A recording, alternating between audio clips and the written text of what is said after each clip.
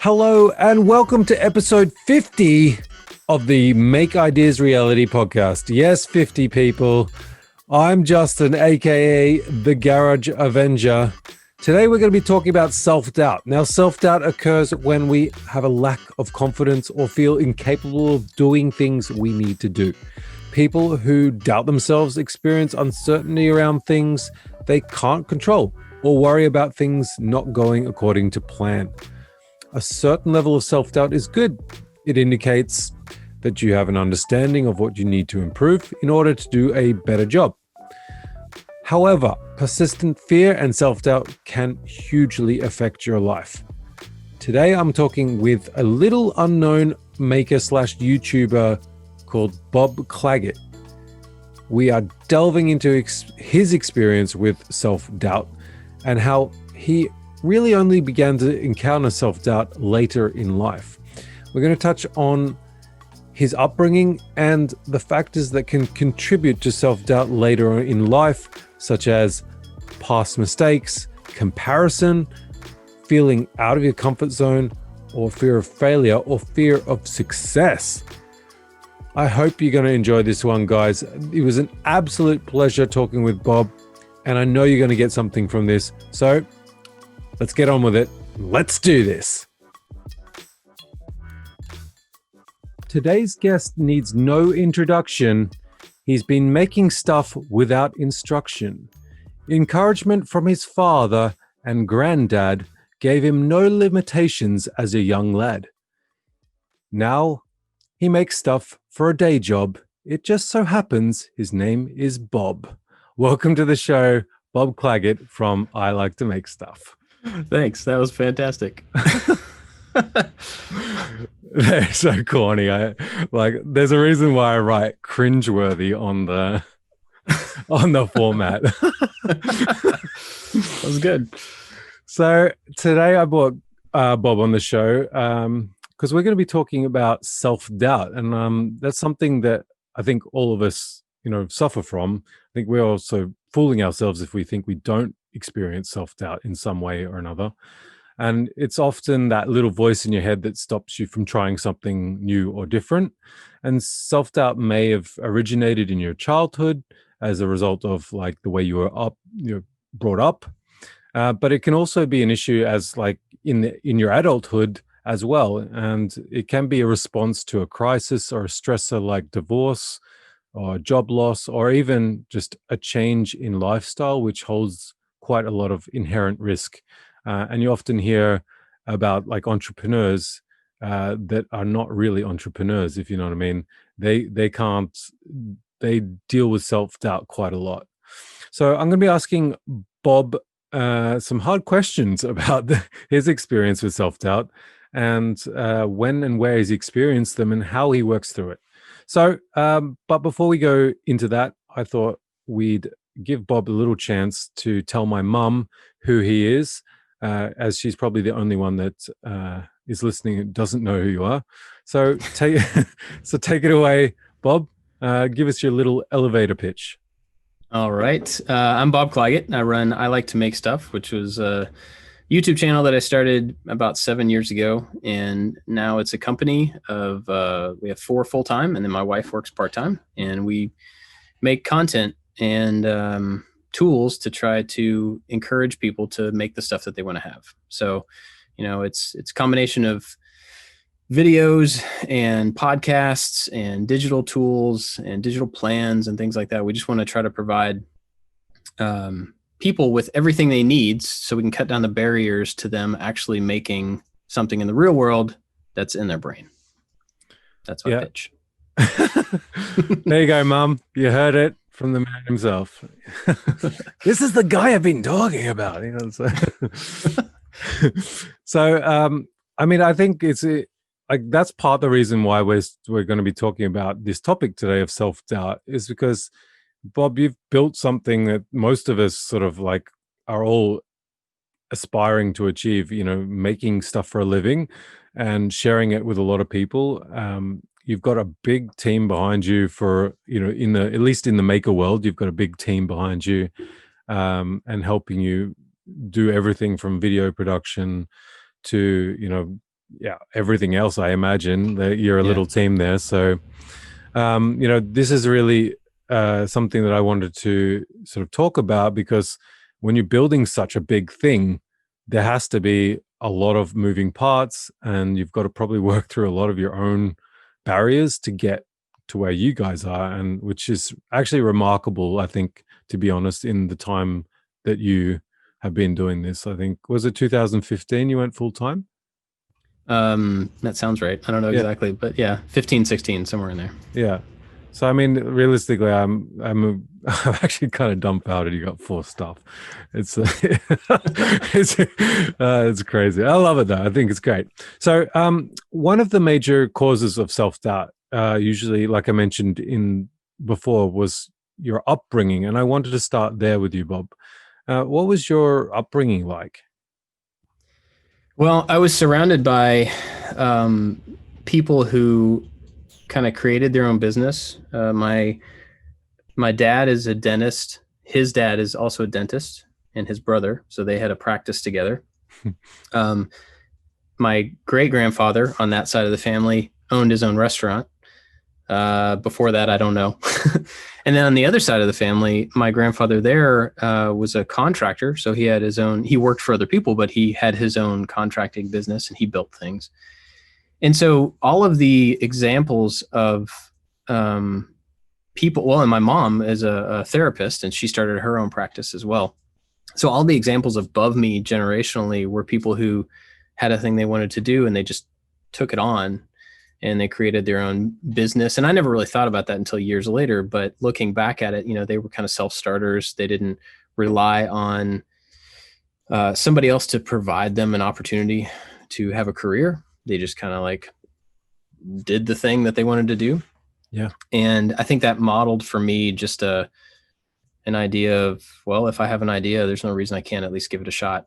It doesn't mean that everything I do is going to, work out or anything like that. I don't expect that, but I've never been afraid to just jump into something, kind of face first and see how it turns out.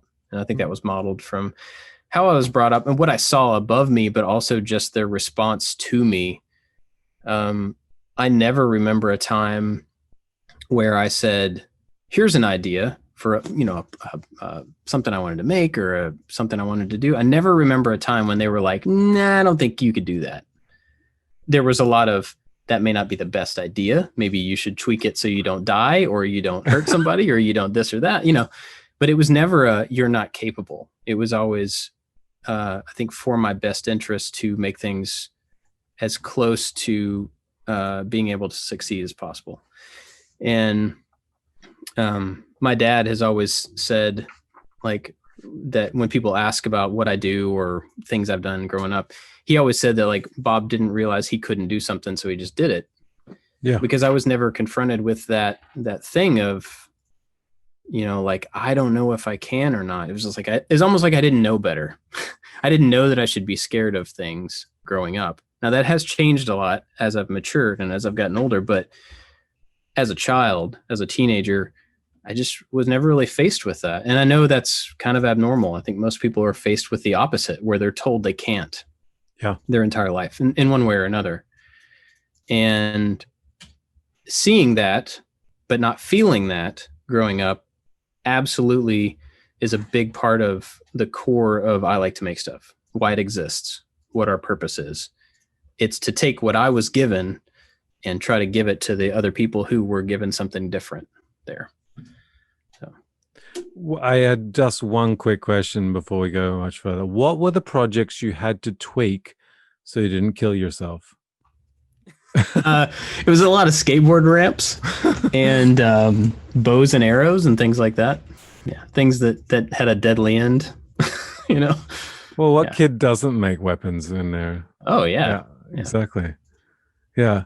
I find it really interesting because your whole family was, so we say, entrepreneurial, and I guess you are too, because you've not only started I Like to Make Stuff and turned that into a proper business.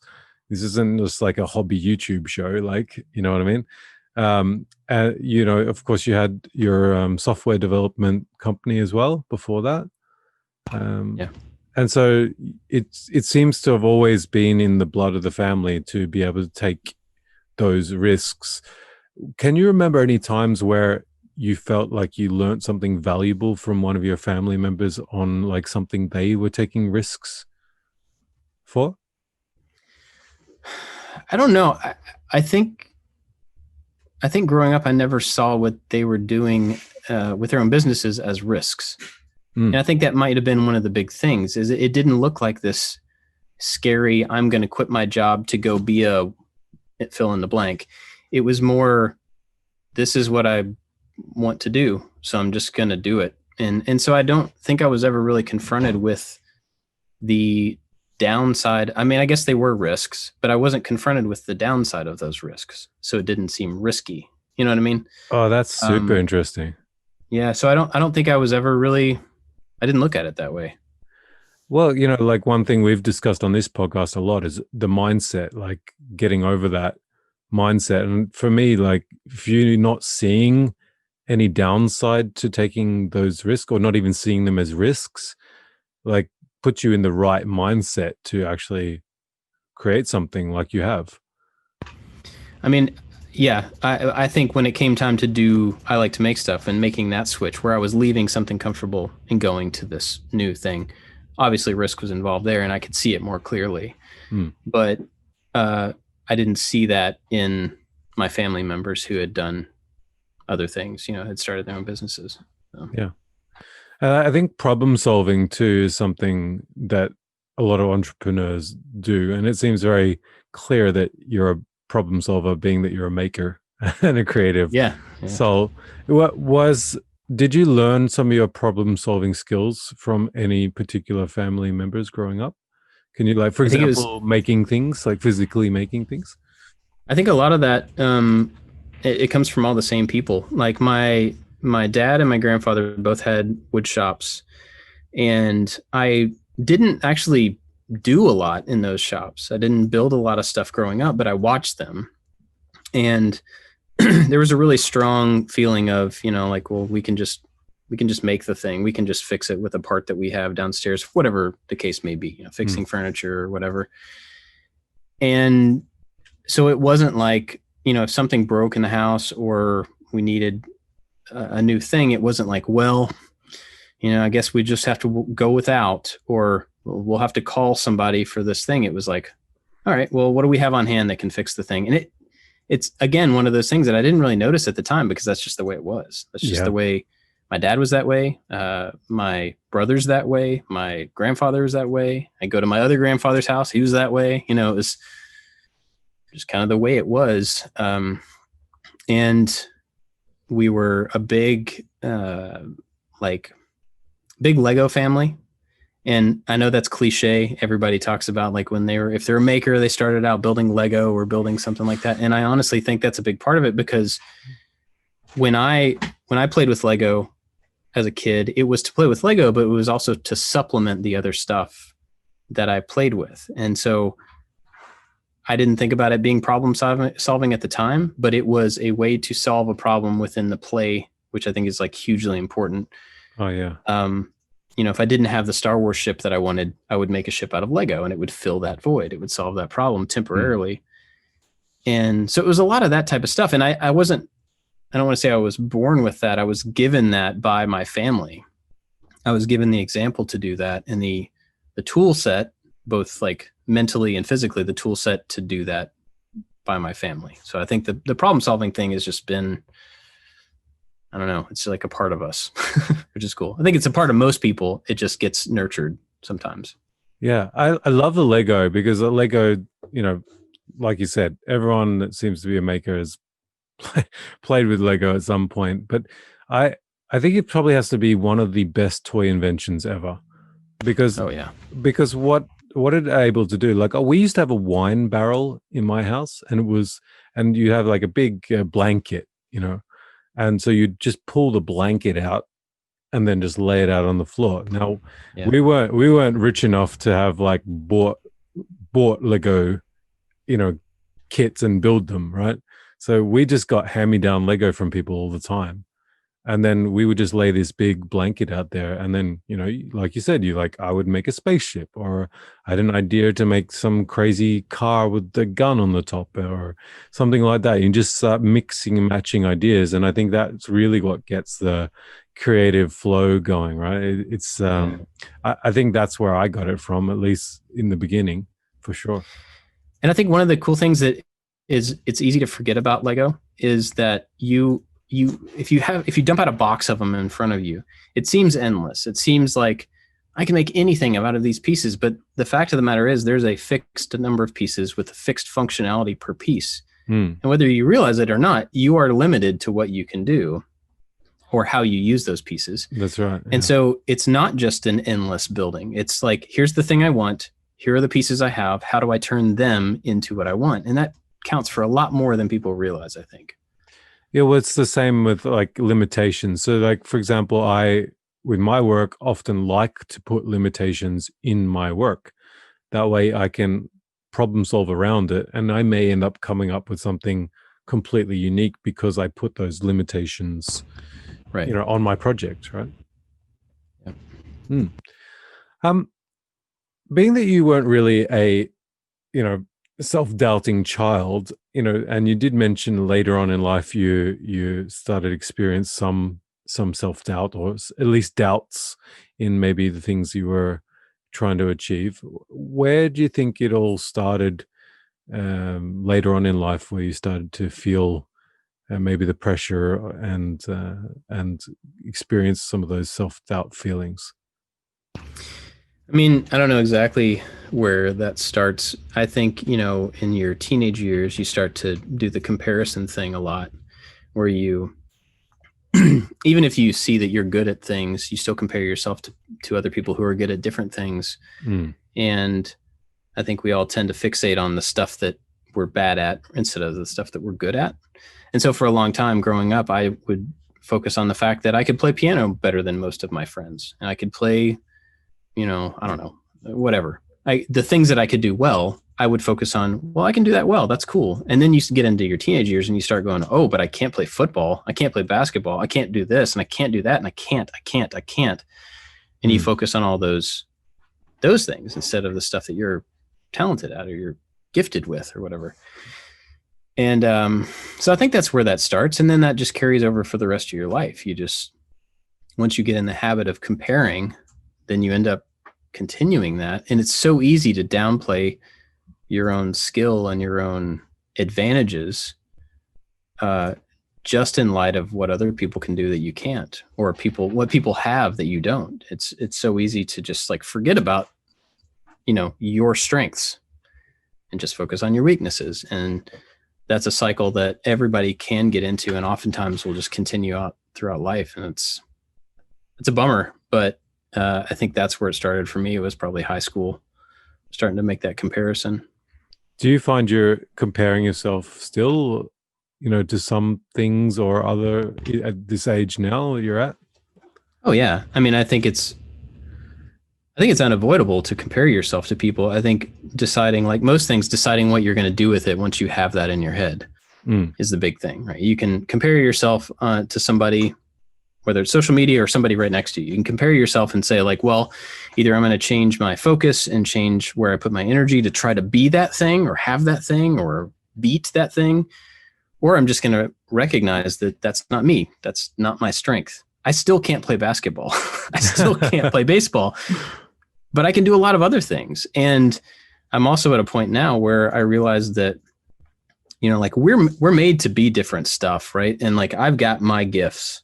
Other people have their gifts. And instead of saying like, those are the things that keep us apart and those are the things that make us like at odds or in tension, we can say like, those are the things that make us compatible, the things that can make us work as a team. Like when I look at the guys that I work with, like we're all good at different stuff. And I like to make stuff works because we're all good at different stuff and we can do this and we can work together. So I really do think it's what you decide to do with those, those comparisons. And obviously I don't think comparison is a good thing, but I think it's a natural thing that everybody's going to deal with, Well, it's a little bit like for example, football team, everyone you have different positions for a reason because they have different jobs, right? So, you can't have everyone in your team, for example, just being another Bob Clagett. Like that doesn't work. So, and for me, like comparison, I often compare myself in the maker world, at least, to those without kids, and I get sometimes I end up getting a little bit like cheesed off, like look at them just making all this stuff. They don't have kids, they don't have this, they don't produce a podcast, they like all this sort of stuff, and it's an unhealthy way to look at it. But at least I have to say, at least I'm aware of it and I can work through that. But I still catch myself like saying little things like that. Oh yeah, I bet you they don't have kids or something like that. It's super easy to do that. I mean, I find myself in the same place, but you have to remember it's easy to forget that you are always in the middle of some comparison. Like compared to somebody else, you have so much more to do. You have so much more to care for. And then compared to a different person, man, you got it so easy. Like I have 4 kids. And so I can look at you and be like, oh, he's only got 2 kids. What's the big deal? I look at somebody else like Tim Schmoyer, who does YouTube stuff. He has like 8 kids. Holy crap. He gets way more done than I do. So it's not, it's easy to be on either side of that thing, but everybody's in the middle somewhere. Right. In that comparison thing. Yeah, 100%, man. I think that's so easy, isn't it? You're right. Like you can put yourself in the middle very quickly if you just look at it the right way. Yeah. What about experience, like past mistakes and experience from the past? Has that influenced anything? Like, have you had any big screw ups, or maybe taking a risk that nearly ended up in failure or something along those lines? I don't think I've had anything that's been maybe that dramatic, but I have had.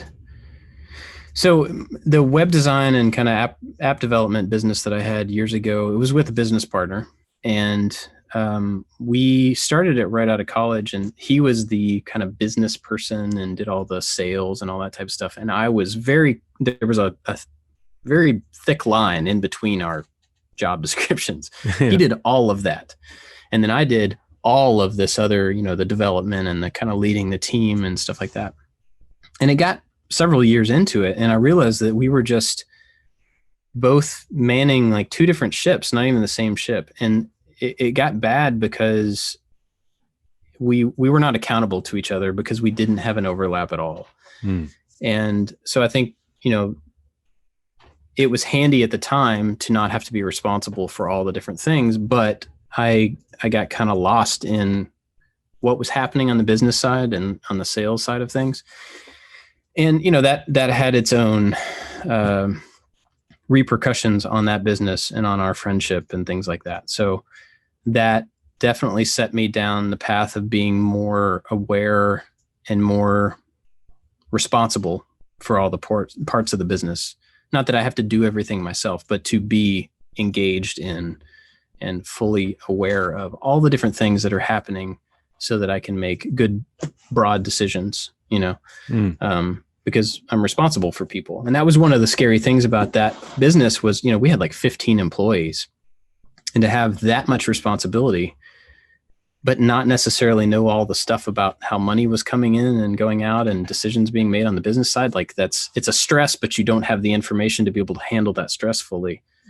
And that was just it was poor planning on my part, not knowing what I was doing, not going into it with like any experience, just I didn't plan to be as involved as I should have been. So that was a big one. And I think like with more current things, when we first moved here, I lived in Georgia for a while, and then we moved here.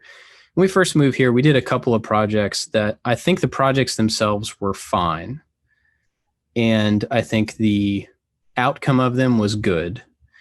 But the process to get there, I could have done a fair amount more research. And what I found was that the feedback was so, I'm trying to be general, but get the idea across. The feedback was so aggressively hostile that it was past the point of like mean comment. I don't like the paint color you chose, kind of that stuff. There was a different level of aggression. And some of those things for a while made me just really want to just like, this kind of sucks. Like, I don't want to do this anymore if I'm going to be feeling that type of thing. And so my initial reaction was like, I don't really want this feedback. And then the second part was, well, if I am going to continue to do this and take that feedback, how can I safeguard all my choices? So then you start to swing the other direction of like, well, I'm just going to do the safest possible thing so that I don't like, I don't show somebody doing the wrong technique or the wrong material, or, you just swing to the safe end of the thing. And then there's this path where you swing back to the middle and you realize that you have to take everything with a grain of salt. You have to look at everybody's experience. You have to compare both like the reality of worst case scenario to the reality of reality, because that's a big part of it. Like right. People will come on comments and be like, well, if you do this and these criteria are met, your house is going to explode, or some terrible worst case scenario. That is a potential reality, but it's not reality. And so I think, there were some things where I had to swing really far in one direction and then swing back to find a middle ground to where I'm balancing this like fear of doing the wrong thing while still doing what I want to do, and making sure that, there's somewhere in the middle. It's trustworthy information. It's safe. It's good, but it's not just the lowest common denominator of what will make everybody happy. I don't know if that's too general, but the specifics might be hard to explain. So, well, I mean, it's very clear that that experience made you change, like the way you were driving before. Like, so, and I think those like the audience pressure is a factor always when you're like making stuff and putting it out in the world. Like, you will get people that are hacking into you about, things, for example, we talked about your welding a little bit in the pre-podcast, and how that's a bit of a, shall we say, you get out of your comfort zone when you have to show people your welding skills. Yeah. And I think that's an interesting side of like self-doubt as well, like getting yourself out of your comfort zone and pushing past that. Like, there's a reason why you don't want to show people so much of your welding skills, because you're on this big platform and you have a lot of eyes on it. And then if so, for example, you're doing shall we say, structural weld, and you don't do it correctly, you're going to get annihilated on the comments. Yeah. I mean, I can definitely feel the pressure already just like thinking about it. So for me though, I would say like my getting out of my comfort zone is like socializing here in Norway. Because like I'm Australian and I'm living in Norway of all places, and the culture is completely different. Like, socialization is completely different here. Like the social protocols I grew up with do not work here. So I have this like self-doubt about going in to talk to people, because I always have to think about like, am I being too Australian here? Am I making everyone feel super uncomfortable because that's how they are here? They're very like reserved. They don't socialize on the same level. So, for me, that's a big part of my, comfort zone, where I often will like just say, oh, well, I'll just, not go to that party with my son, because I'll just stay in the workshop, and, tell my wife, can you take him, So I think for me, that's often what happens. So I'm working on that for sure. Yeah. I mean, I think I found that, when it comes to the self-doubt about projects, like the welding thing specifically, it's not about my doubt in my ability. It's a doubt in my defenses. So like with the welding stuff, I guarantee you that I can weld something that will do its job.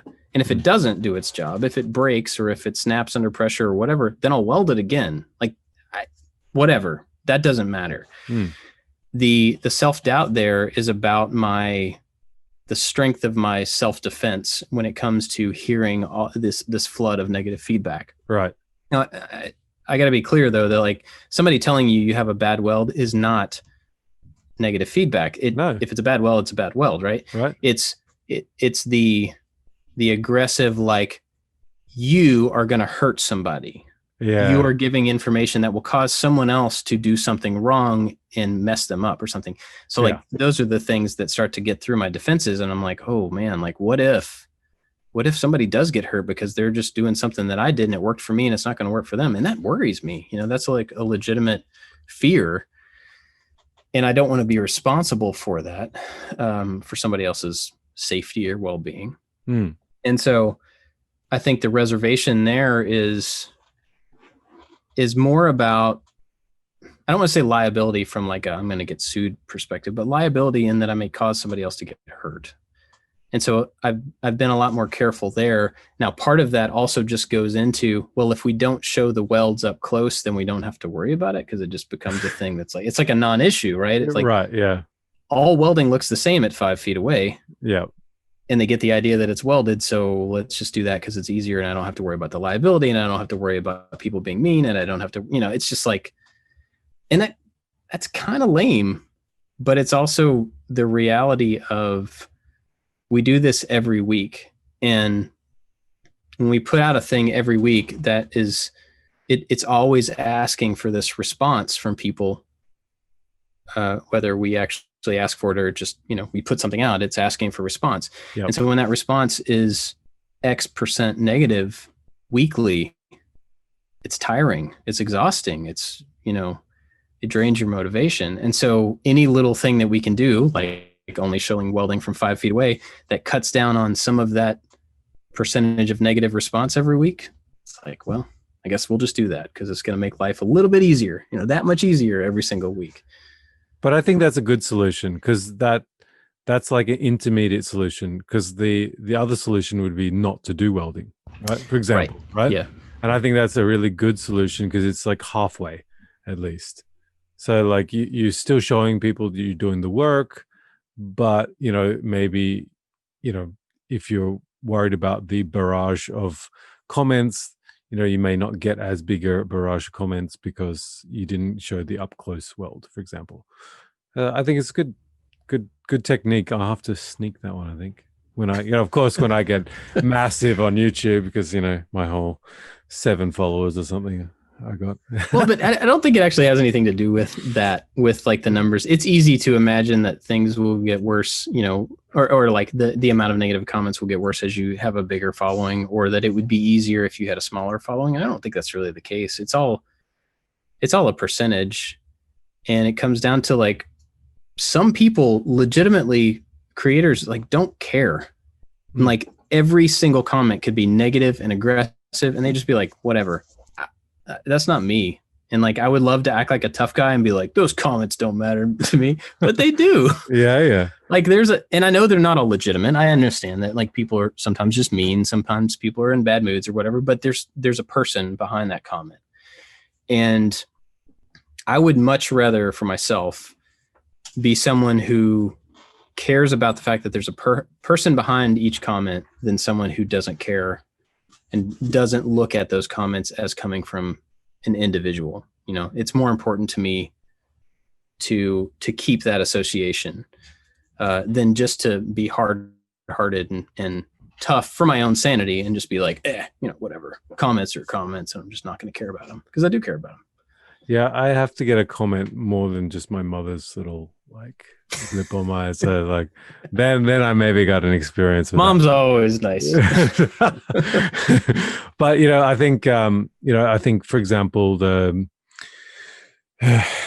fear of failure can also be a self-doubt sort of trigger, you know, or a fear of success as well. I mean, like not being able to top a previous success, like that pressure of not have you had any projects where you felt like oh, this was really great. And then the next project you have to follow up with makes you feel like, oh, I'm not sure if I can do this. No, but I have a different fear around that same thing. Okay. So I've often thought about, if you look at somebody like Colin Furze, he's one-upping himself constantly. Yeah. And I don't know how you do that. And so like I've thought about before, like, well, what if we were to take each one of the projects up a level? What if we make them a little bit crazier, or we add something to them? My fear is I'm going to put myself in a situation where I'm Colin Furzing everything, where it needs more flame, where it needs more size. And I can't do that. I don't know how he does it. He's good at it, and that's like what he does, but that's not me. And so I've had to actively fight the impulse to be like, well, if I want our content to be seen by more people, we have to add flame, we have to add size, we have to add whatever, because that's a natural comparison game where you just want to like try to do what's going to get the eyeballs. But I know that if I were to start down that train, I would eventually be in a position where I was trying to one up myself, and I don't think I could do it. I don't think I would want to do that. So I've had to fight that, it's not a desire, but that's like I guess like an impulse to try to one up myself now. I'm fighting that and trying to make each one of the pieces of content stand alone so that it doesn't have to be bigger or better than the other ones. And I also think I'm in a fortunate position in that from week to week, our projects are so vastly different that it doesn't make any sense for them to one up each other. Yeah. I mean, it's like a bathroom is not comparison. It has no comparison to like a guitar stand or a prop.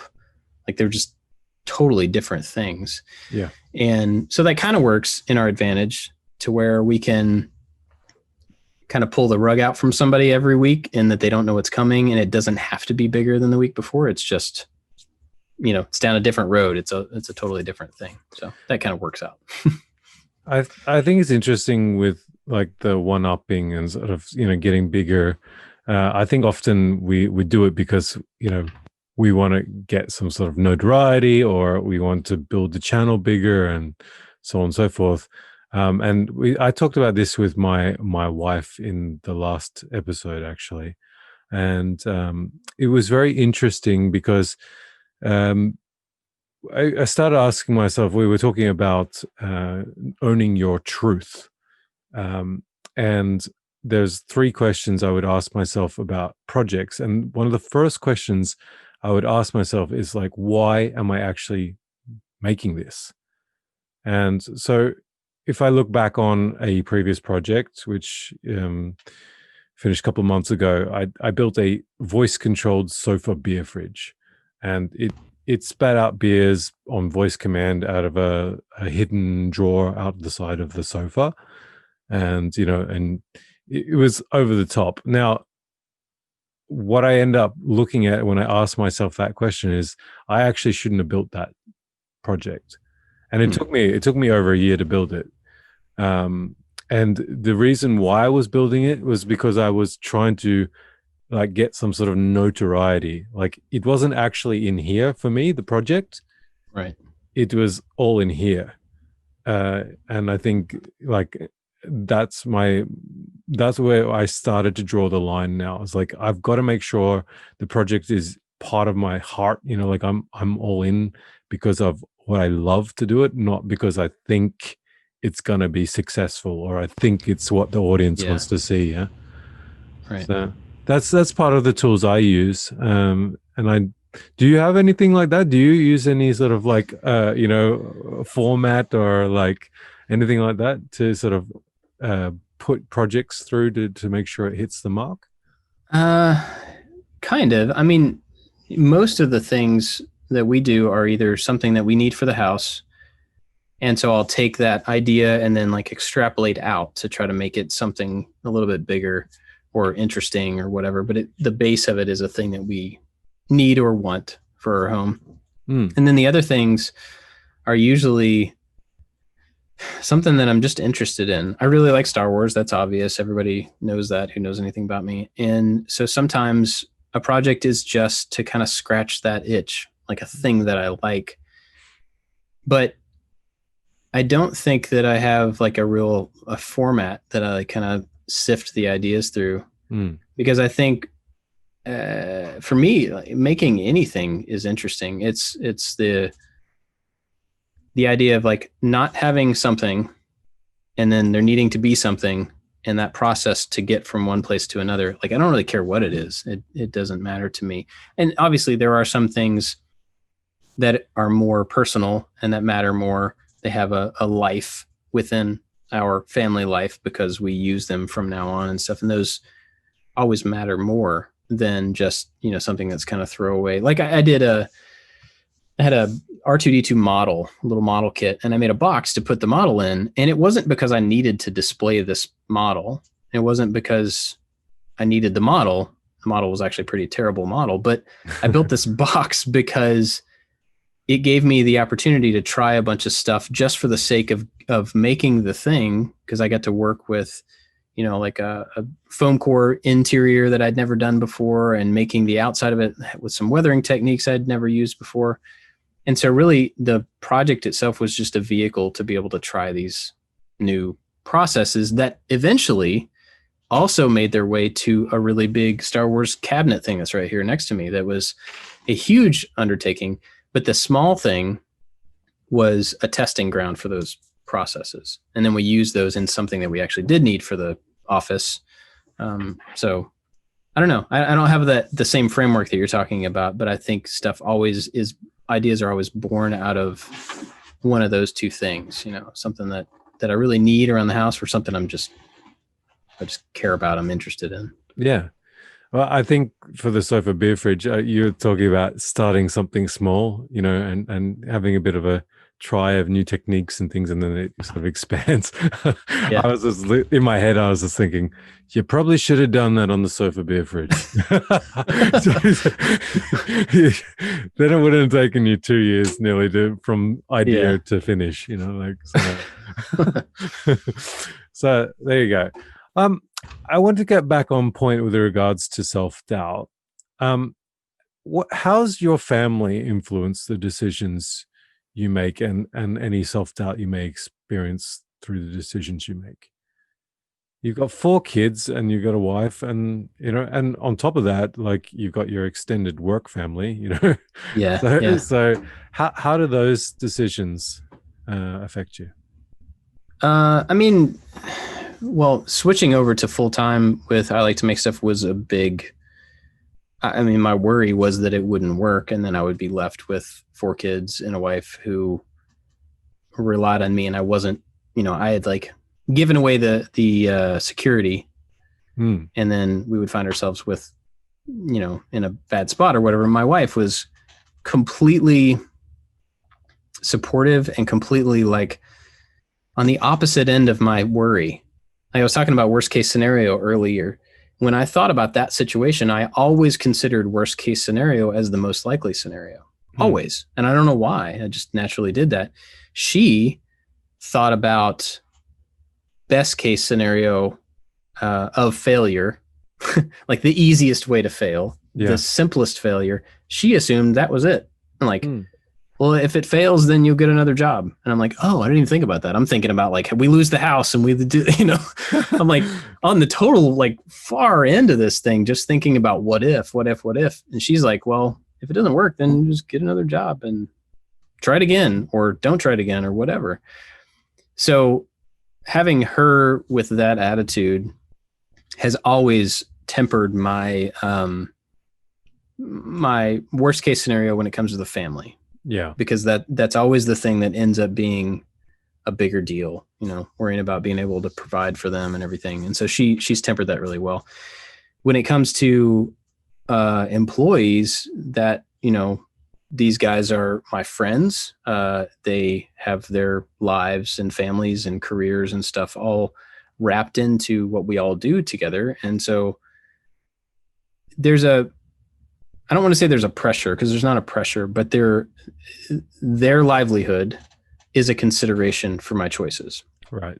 And I don't think that drives self-doubt in any way. I think if anything, it drives me to be more productive and more aggressive and more,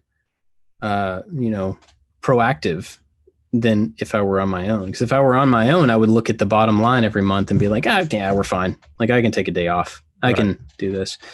But I'm looking at, the next year of 4 families, not just, these aren't individual people, these are families, and I'm looking at that and like, we want to make sure that no matter what, in a year from now, we are at least in the same position that we are right now for their sake.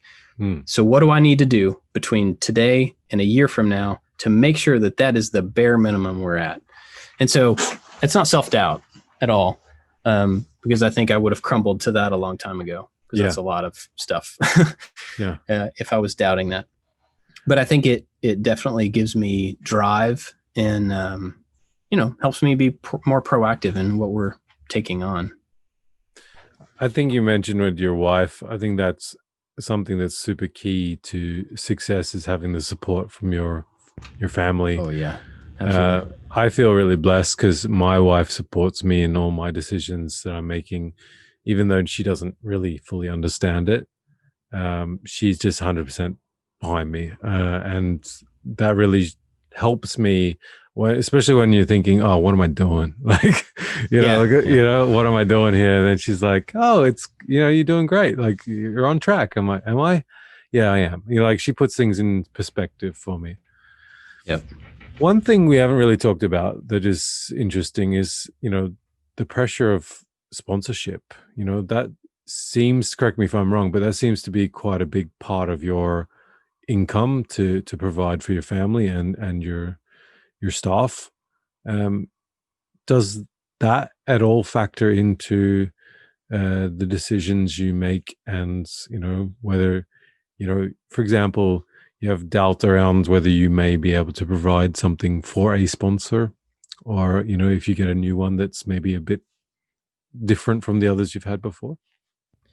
I don't think that's a concern, like not being able to provide for them, because we only take on sponsorship opportunities that we know we can nail, things that, because otherwise there's too much risk. If we take on something that we're not sure we can deliver on, then we're putting our integrity and our name at risk with a potential sponsor, and we're putting their investment at risk as well. That's not something I want to have anything to do with.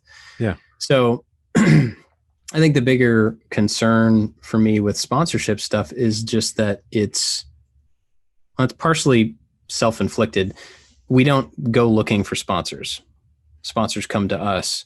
The upside of that is that we kind of have the upper hand. We know that they want to work with us. We know that, the negotiation on price and all that stuff is kind of in our court. Right.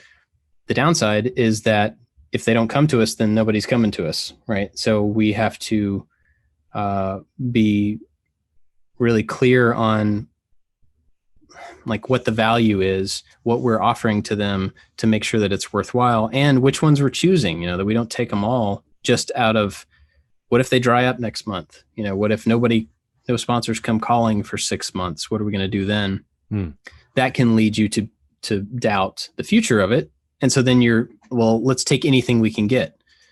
And like, I personally don't want to do Raid Shadow Legends, ads, but they're there and they got a lot of money, and they're just like, they're dangling it out there, and like, it would be super easy, and no judgment call on people who do Raid Shadow Legends sponsorships, but that's just not something I'm interested in. But it's also kind of hard to turn down an opportunity like that when it's just money that could help in a couple of months if nobody is calling with sponsorship opportunities. So, so it's kind of I don't know. It's like shifting sands, and you're always kind of taking advantage of the opportunities that come, knowing that next month there may not be any of those, and just kind of hope for the best. And that's part of why we've tried to build up a bunch of other income sources, because there are definitely parts of the year where sponsorship is thin, and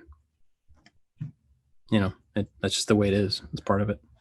I just want to briefly touch on this because, I think is I think is super interesting for me is like one thing that I think people keep on forgetting is like your channel is a business, and Yeah. you have built brand from day one, and your brand has now grown enough that you can have 4 people employed underneath you, and there's a whole heap of stuff that goes into that. And one thing that I think is impressive, I was talking about this your Fusion 360 course, and how much that actually says a lot about your brand.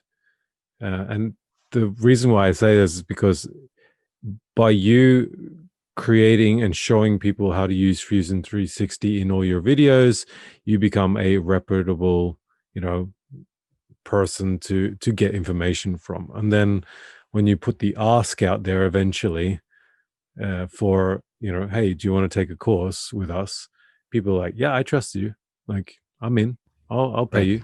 And that's another source of income for you to help you feed your family and the 4 other families that rely on you. So I think for me, I just want to say that that's a really great way to look at, this whole YouTube stuff is it's like you are a brand. You are Right. a company. You're not just this guy that makes things in a garage. You may have started off like that, but you know what I mean? Like, but now this is a thing. And I think for me, it seems like those who are successful at this are able to make that transition um, Yeah, pretty smoothly. I think so. And I think honestly, that's been kind of the goal from day one for me. Hmm. And it doesn't have to be for everybody. I don't mean that, but I always had the hopes that there would be more than just me. And a lot of people always think I say in the intro, I'm Bob and I like to make stuff. Since the very first video, it was I'm Bob at I like to make stuff. And that's because I hoped that eventually I like to make stuff would be a thing that Bob was a part of and other people were a part of. And we did, Yeah. and if it didn't, then whatever. It just sounds like I'm trying to be bigger than I am. No big deal. But that was always the intention because I wanted something that could be useful past me. I'm going to get more gray hair than I have now. I'm going to get less interesting and older and less hip and, all of these things. And I want something that can outlast my coolness. Maybe it already has. I don't know. But so I think that's been a goal of ours from the beginning, is just to try to set up the company as what I wanted it to be. I'm definitely a part of it, and I'm going to be as part of it as long as I possibly can. But if it's all hinged on me, if every part of it is hinged on me, then that's a pretty flimsy business model, in my opinion. So. Yeah, well, again, going back to like the hierarchical structure of like sports teams and businesses, there's a reason why you hire in different people to do different jobs, because you can't be always so good at everything. So that makes perfect sense. I think we're going to wrap it up there. Let's go into the rapid fire 5. Okay. You ready? Sure. How rapid do I have to respond? 23 milliseconds. Right? Oh, wow. Okay. No, you can take as long as you want. Gotcha. All right. Here's first question. Fill in the blank. Creativity is overrated. Please explain that now. I'm intrigued. Why is it overrated? There's nothing wrong with creativity, but I think people oftentimes will not do something because they don't think like they're creative. They don't think they have this new idea that nobody's ever seen before, and they just don't. And I think a lot of times you get to the creative solution just by doing something that you've done a million times or with what you have on hand. And, I think it's overrated a little. It's important, but I think it's overrated in that it's some special skill that only certain people have. Well, that reminds me a little bit of the book called Steal Like an Artist. So like, he talks about basically you don't need a new idea. You just steal other people's ideas and just copy them. Yeah.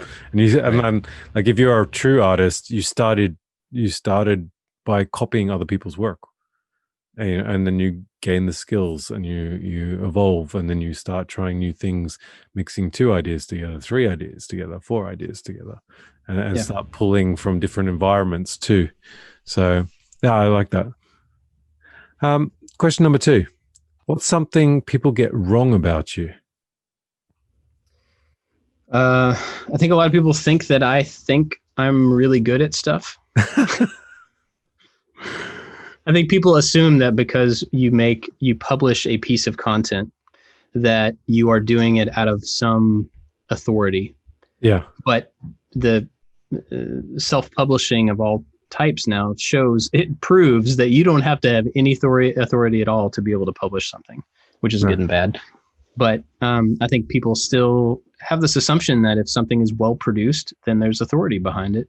Like as if I know what I'm doing. I don't know what I'm doing most of the time. Yeah. Make it up. And I don't claim to. I think it's just an assumption on the part of other people. Yeah. I was actually talking with a guy called Red Smith. And I know Red. Yeah. And he's talking about superpowers in the maker community. And he was talking about, because he uses a lot of leather work and stuff. And I was saying that my superpower is retardedness.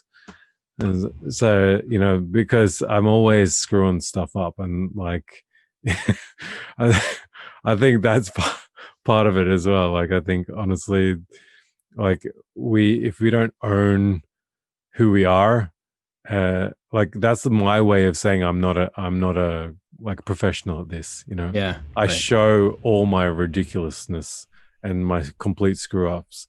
Like the other day, I wanted to shoot a scene where on my video where I licked the hot glue gun and I said something stupid like hotsy watsy glue or something like this. But I didn't freaking test the end of the nozzle. I had it unplugged for ages. It was like I had been using it, and then I unplugged it, and I thought, this will be funny. I'll just wait till it's cool, and then I'll film this stupid bit because I just thought it was funny at the time. I licked it. I burnt my tongue. So. Well. So, and that's probably going to be in the video, let's be quite honest. So, yeah, my superpower, retardedness. I have no authority at all to say I'm a professional at anything I do. I mean, showing mistakes and, mess ups and stuff, it goes really far with people. I don't mean to fake that, to like show that you're a real regular person. I don't mean that, but like people identify with mistakes. It's just the fact. And so we get a lot of comments where people are like, I'm so glad that you leave in your failures or your mistakes and how you fix them, because that shows that we shouldn't give up when there is a mistake in real life. Yeah. So that's important. Let's get on to question number 3. What's your favorite thing to do when you're not being creative and making stuff? It is so hard for me to separate my job from the rest of my life at this point. I'm not sure how to differentiate those times. I mean, I hang out with my family, but even then, like we're doing something, and it's often creative, or I don't know. That's weird. I would say like, well, music, but that's creative. That's so true, actually. What about running? That's not so creative. Yeah, but you said, what's your favorite thing to do? I run a lot. Yeah. I don't really like to run. No, I do run a lot. It's not because I enjoy it necessarily. It's more because I'm going to die one of these days. And so I'm just trying to push that down the road as far as possible. Completely agree with you there. Yeah. So, but I mean, it actually has become a thing that if I don't run, then I haven't run yet today, and I'm kind of chomping at the bit to put in headphones and leave the house and just go run. Not because I really like the running, but because it's just part of my habit now. So yeah, well, it's always a little bit interesting for me because like I struggle because I do my running at 5 o'clock in the morning, and so and it's like it's hard to get myself out of bed. But then when I get out there and I like the second I take 2 steps in a running pace, I'm good. Yeah. Like I'm really good. So I love that. Like, and here in Norway, 5 o'clock in the morning, like dead silent. Like the stars were out today. It was gorgeous. Wow. Big moon and everything. It was absolutely gorgeous. So What's your, this is off topic, but what's yeah, your cutoff temperature wise that you won't run outside? Because it's got to be crazy cold there, right? actually, yeah, I'm going to share something with you. I've never told anyone this, but I run just in a pair of shorts, not even a shirt, and I'm now attempting to do it all the way through winter. Because I have Okay. this I have this mindset, like if I can tell myself it's not cold and push through those barriers, Wow. then like imagine what I can achieve if I can do that. Like if I can push myself through a physical cold barrier, Yeah. then imagine what I can do in my workshop or other sides of my life. So I'm on a big sort of mental awakening, I guess you'd say, like on a journey to push myself to be the best person I can be, and that's one of my little tests that I'm doing at the moment. Plus, Wow, that's awesome. I ice bath every Sunday, so that's So you're used to that full body yeah, cold. yeah. Gotcha. Yeah, my wedding tackle doesn't like it, but but I'm getting used to it. So anyway, let's get on with the question. Let's not talk about my wedding tackle. Let's get on with the next question. Number 4 is, what project is completely priceless for you that you would never sell? I wouldn't really ever sell anything that I make, not because I think it's priceless or unpriceable, but I don't know that it's valuable enough to sell. That sounds kind of self-deprecating, and I don't mean it that way, but like, I don't think of the stuff that I make as being valuable. I don't know. Like Actually, it's just kind of that's stuff. a common thing. That's a common thing with makers. Like they don't feel connected to what they make. They love the process, but they don't love necessarily the end result. They're not really nostalgic about it. Like the only thing, I've mentioned this before on my other podcast, the only thing that I have is my daughter's soapbox car, which is, I built like a 1920s style speedster. And it was my first real maker project. So that's the only thing I would never sell. And otherwise I just throw everything. I don't care. Yeah. I'm kind of the same way. I mean, I'm proud of a lot of the things that I've made, but like I have the mentality in life that like all of the stuff around me other than the people could burn and I'd be okay. I mean, it'd be a bummer and I wouldn't enjoy it, but it's not a big deal. It's just stuff. So even though like the R2D2 is right here behind me, he's very expensive and I put a lot of work into that. Yeah. But like I was alive for a really long time without that. And so if that goes away, I'm still going to be alive. It's fine. Actually, I love that mentality. It's good. I love it. Yeah. What's the last question is, what does happiness look like? Well, that's tough. I think that's different for everybody, obviously. Yeah, obviously. I think for me, I'm a pretty firm believer that we're made for something. We're each made for a purpose or purposes. And I think for me, that means happiness is fulfilling that purpose. So I think I find the most joy and the most fulfillment, and I guess you would call those things together as happiness, in feeling like I'm doing the thing that I'm made to do. Yeah. I feel kind of the same way. It's like when I feel aligned with, my purpose, my drive, I just, my body just oozes this like enthusiasm for what I'm doing. And just, you feel like a sense of like euphoria. Yeah. So I love it. I hope you guys got something from this. I mean, I feel like self-doubt is something we all deal with, whether it's caused by experience and past mistakes, comparing, feeling out of our like comfort zone, or the fear of failure or successes, and then of course having the outside influences of family and maybe even audience, for example, Bob, some sponsors. We all experience that. I hope you guys got something from this episode with regarding to dealing with your self-doubt. I want to thank Bob for coming on the show. I really appreciate your time. Yeah, thanks for having me. I appreciate it. And I want to thank you all for listening. I hope you got something from this episode. I'm sure you're all following Bob, so there's no need for me to put the links in the show notes, but I will anyway. If you want to be one of the cool kids and join the GA Nation, you can head over to Patreon. Otherwise, you can support me just as much and all its amazing guests on this podcast. Now, we're at episode 50 today, so that's pretty amazing. And you can listen to all 49 previous episodes and support them just as much by creating a I'm Bob and I was on the Make Ideas Reality t-shirt and wear it on your next video. Hint, hint, wink, wink.